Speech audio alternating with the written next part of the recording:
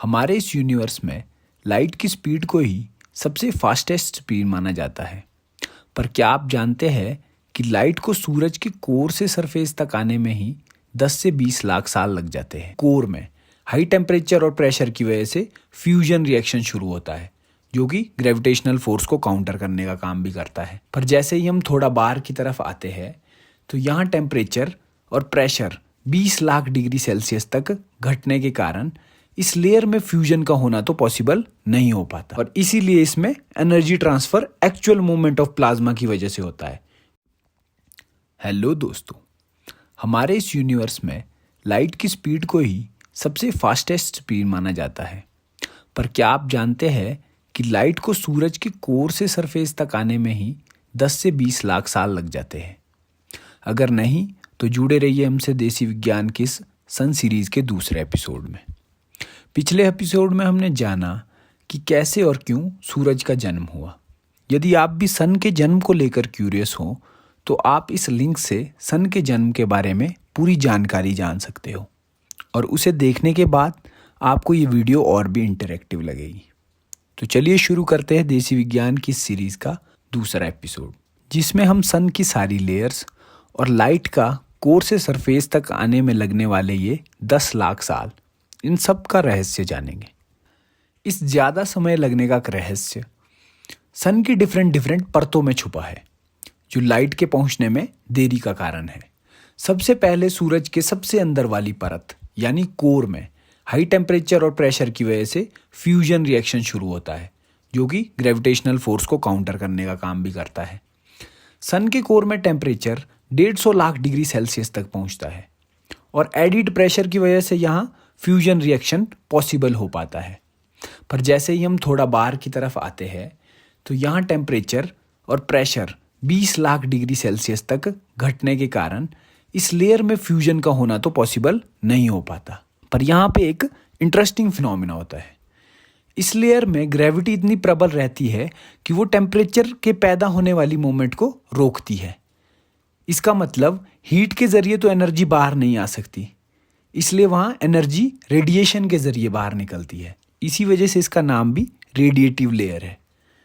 पर इसमें भी एक ट्विस्ट है। यहाँ पर मैटर प्लाज्मा स्टेट में होता है, जिसमें सब एटॉमिक पार्टिकल्स फ्रीली कहीं पे भी हो सकते हैं। यहाँ पर एनर्जी ट्रांसफ़र फोटोन का इन पार्टिकल्स द्वारा एब्जॉर्प्शन और एमिशन के द्वारा होता है। पर इस लेयर की डेंसिटी बहुत ज़्यादा होने के कारण ये फिनोमेना सीधी लाइन में नहीं हो पाता है। इसलिए क्या होता है, जिगजैग एक रैंडम पैटर्न में होता है एब्जॉर्प्शन और एमिशन ऑफ फोटोन। इसीलिए इस लेयर से एनर्जी को बाहर निकलने में 10,000 साल तक लग जाते हैं। इससे बाहर आते ही सन की तीसरी लेयर आती है। यहाँ पर ग्रेविटी रिलेटिवली वीक होने के कारण हीट एनर्जी उसे ओवरकम करके गर्म प्लाज्मा को ऊपर की ओर धकेलती है, और ठंडा प्लाज्मा ज़्यादा डेंसिटी होने की वजह से ग्रेविटी के कारण उसमें डूबता रहता है, और इसीलिए इसमें energy transfer actual movement of plasma की वजह से होता है, जिसके कारण इसे कन्वेक्टिव लेयर भी कहा जाता है, क्योंकि एनर्जी ट्रांसफ़र कन्वेक्शन की वजह से होता है। यहाँ तक आते आते टेम्परेचर भी 10,000 डिग्री सेल्सियस तक ड्रॉप हो जाता है। अब इसके बाहर आती है चौथी लेयर यानी फोटोस्फेयर, और यही वो लेयर है जिसे हम देख भी पाते हैं। इसके दिखने के पीछे का कारण है इस लेयर का टेम्परेचर, जो कि अराउंड 5500 डिग्री सेल्सियस तक होता है। इस टेम्परेचर की वजह से यहाँ से एमिट होने वाले फोटोन्स की वेवलेंथ विजिबल रीजन में आती है, और विजिबल रीजन की लाइट को हमारी आइज डिटेक्ट कर सकती है।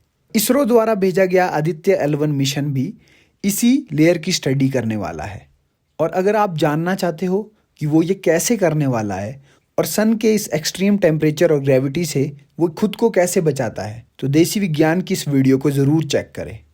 अब इसके बाहर आने वाली सन की पांचवी लेयर, जिसे सन का एटमॉस्फेयर भी कहा जाता है, वो है क्रोमोस्फेयर। ये मोस्टली एक्लिप्स के टाइम देखी जा सकती है। ये बाकी अंदर वाली लेयर्स से रिलेटिवली थिन होती है।